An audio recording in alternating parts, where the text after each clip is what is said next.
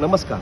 आज परेश बोलतोय. एक दिवसापूर्वीच मुंबईमध्ये स्कूल व्हॅनवर झाड कोसळून एका निष्पाप बाळाचा मृत्यू झालेला आहे. ही घटना खूप दुर्दैवी आहे. त्यावरती आपले मंत्री महोदय बोलतात की झाडं कोसळलं नैसर्गिक.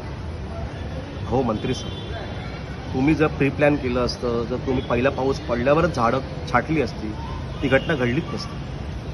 दुसरी गोष्ट, त्या आईला कोण समजवेल जी लहानपणापासून आपला बाळ एकदम मायेने प्रेमाने मोठं करते, की आपलं बाळ मोठं होऊन काहीतरी देशासाठी करेल. पण तुमच्यासारख्या हलगर्जीपणामुळे आज तो बाळाचा जीव गेलेला आहे. तुम्ही काय कारवाई केली? 2 अधिकारी निलंबित केले. यावरून तो बाळ परत येणार आहे? ही घटना ताजी असतानाच आज परत एक मॅन्युअलमध्ये पडून त्याचा मृत्यू झालेला आहे.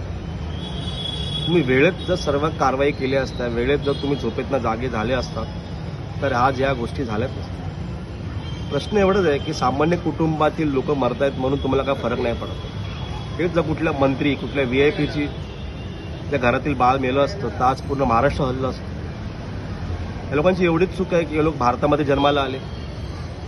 एवढी चूक मला सध्या दिसते, कारण हे इतकं भयानक होत चाललं दिवसेंदिवस.